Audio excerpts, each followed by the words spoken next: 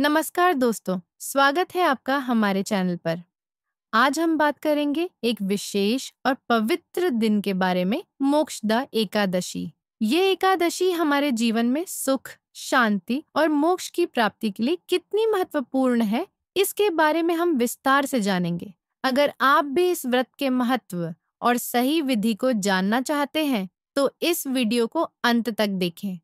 और हाँ, अगर आपने अभी तक हमारे चैनल को सब्सक्राइब नहीं किया है, तो जरूर करें, ताकि आप ऐसे ही पवित्र विषयों से जुड़ी जानकारी प्राप्त कर सकें।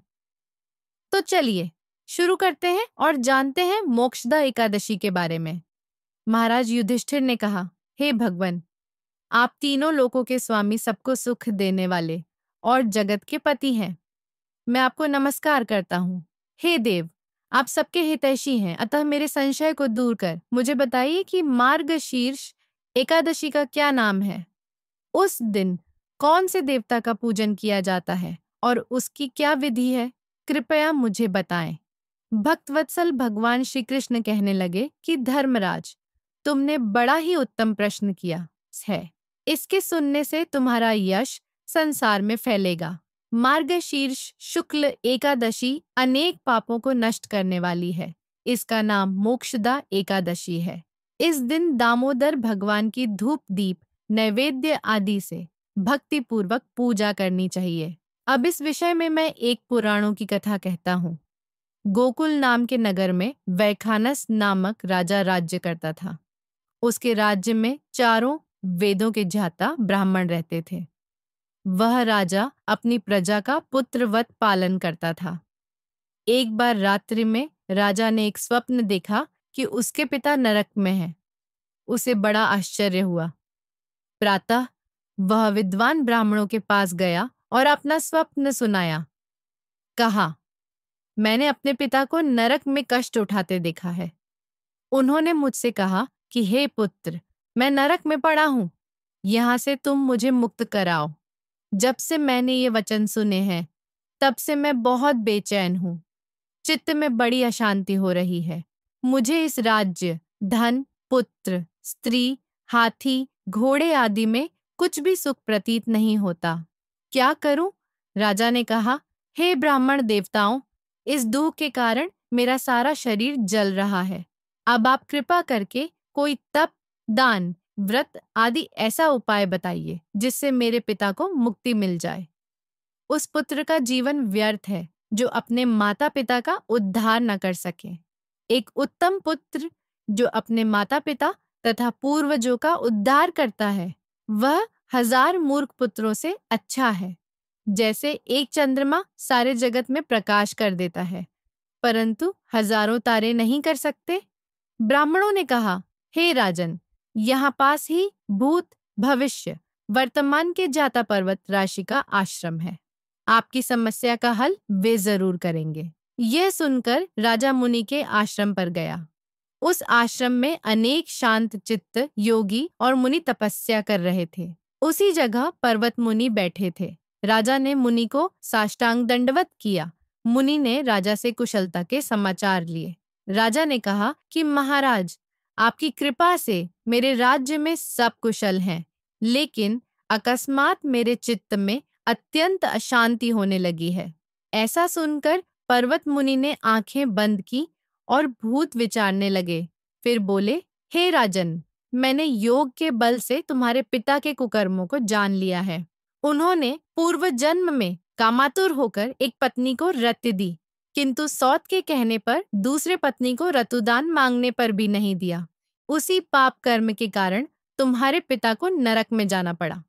तब राजा ने कहा, इसका कोई उपाय बताइए। मुनि बोले, हे राजन, आप मार्गशीर्ष एकादशी का उपवास करें और उस उपवास के पुण्य को अपने पिता को संकल्प कर दें। इसके प्रभाव से आपके पिता की अवश्य ही नरक से मुक्ति होगी। मुनि के ये वचन सुनकर राजा महल में आया और मुनि के कहने अनुसार कुटुंब सहित मोक्षदा एकादशी का व्रत किया। इसके उपवास का पुण्य उसने पिता को अर्पण कर दिया। इसके प्रभाव से उसके पति को मुक्ति मिल गई और स्वर्ग में जाते हुए वे पुत्र से कहने लगे, हे पुत्र, तेरा कल्याण हो। यह कहकर स्वर्ग चले गए।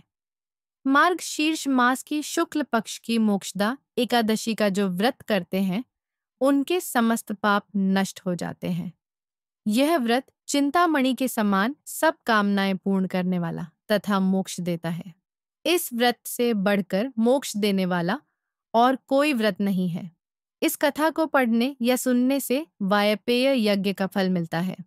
मोक्षदा एकादशी का संबंध महाभारत से जुड़ा है।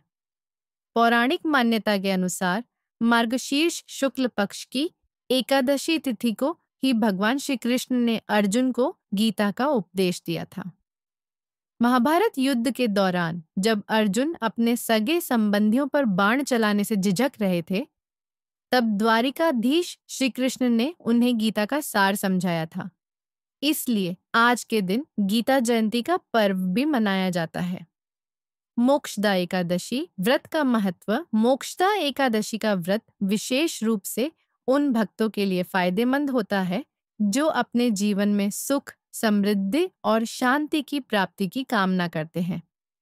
इस दिन विशेष रूप से भगवान श्री कृष्ण की पूजा की जाती है और व्रती पूरे दिन उपवासी रहते हैं। इस दिन का पालन करने से पुण्य की प्राप्ति होती है और समस्त पाप समाप्त हो जाते हैं। इस दिन का व्रत विशेष रूप से गंगा स्नान के साथ करना चाहिए क्योंकि इस दिन गंगा स्नान का महत्व अधिक होता है। मोक्षदा एकादशी व्रत पूजा विधि। मोक्षदा एकादशी के व्रत की विधि बहुत सरल है। इस दिन सुबह स्नानादि से निवृत्त होकर घर के मंदिर की सफाई करें और पूरे घर में गंगा जल छिड़कें। इसके बाद पूजा घर में भगवान को गंगा जल से स्नान कराएं या उनकी तस्वीर पर गंगा जल के छींटे दें। उन्हें वस्त्र अर्पित करें। इसके बाद रोली और अक्षत से तिलक करें। फूलों से भगवान का श्रृंगार करें। इत्र छिड़के। मोक्षदा एकादशी के दिन सबसे पहले भगवान गणपति और फिर माता लक्ष्मी के साथ श्रीहरि की आरती करें। पूजा करते समय भगवान को फल और मेवे का भोग लगाएं। भगवान विष्णु को तुलसी के पत्ते अवश्य अर्पित करें। दिन भर व्रत करें। फलाहार कर सकते हैं और यदि पूरे दिन व्रत संभव न हो तो एक समय सात्विक भोजन कर सकते हैं। व्रत के दौरान मन शांत रखें, क्रोध न करें और किसी को अपशब्द न कहें। शाम के समय दीपक जलाकर भजन कीर्तन करें। मोक्षदा एकादशी के दिन भगवान श्री कृष्ण, महर्षि वेद व्यास और श्रीमद् भागवत गीता का पूजन किया जाता है। मोक्षदा एकादशी का फल। मोक्षदा एकादशी का व्रत करने से अनेक पुण्य मिलते हैं। इस व्रत के माध्यम से मनुष्य के सभी पापों का नाश होता है और उसे मोक्ष की प्राप्ति होती है। इसके अतिरिक्त यह व्रत करने से जीवन में सुख, समृद्धि और शांति भी आती है। उपवास और भक्ति से सभी पाप समाप्त होते हैं। समृद्धि का आगमन। व्रत के दौरान भगवान श्री कृष्ण की पूजा करने से घर में सुख समृद्धि का वास होता है। सभी इच्छाओं की पूर्ति। मोक्षदा एकादशी का व्रत करने से भक्त की सभी इच्छाएं पूरी होती हैं। मोक्ष की प्राप्ति। इस व्रत को करने से व्यक्ति को जन्म मृत्यु के चक्र से मुक्ति मिलती है और उसे मोक्ष की प्राप्ति होती है।